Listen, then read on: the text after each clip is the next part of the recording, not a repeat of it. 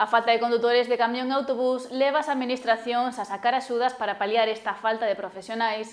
Tanto a Xunta como o Goberno Central lanzan bonificacións para incentivar a obtención destes carnés. O déficit de transportistas é unha problemática que está a rexistrar tanto en Galicia como en España.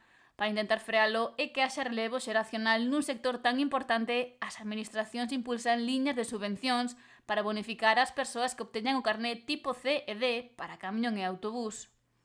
Cada vez hai máis, hai unha necesidade grandísima agora mesmo de camioneros, de condutores de autobús, e de feito a demanda está crecendo, porque, claro, moita población de estranxeira agora está optando por sacar o carné de camión ou de autobús, por qué? Porque é unha boa saída laboral e cada vez máis se están animando a isto. A Xunta é unha das administracións que conta con axudas para isto, no seu caso son anuais. Sempre como diría eu, a toro pasado, non? É unha vez que saques o carné, é dicir, este ano saliron para pagarlle o carné aos do ano anterior, é dicir, ora se está sacando o carné, pois tens que optar ás subvencións que salan para o ano, vale?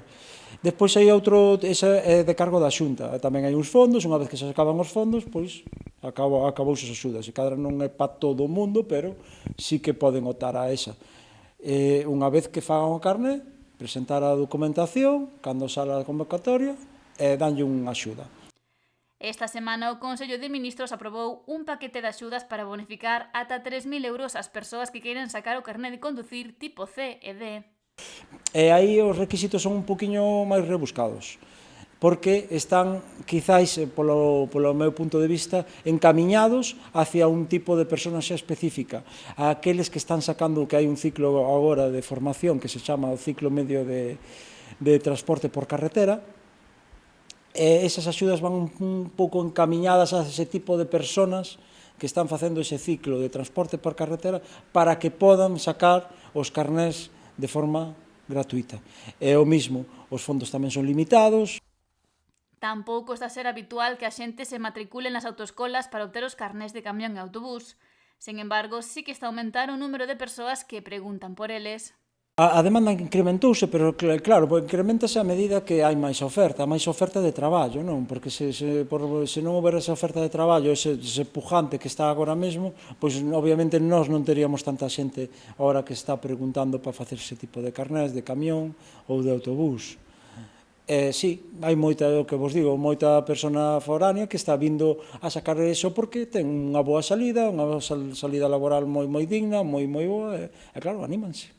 Unha das particularidades destes permisos é o seu custo, algo que estaría coberto no caso de acceder ás axudas do Estado ou da Xunta. En casos excepcionales probablemente non, pero sí, normalmente sí.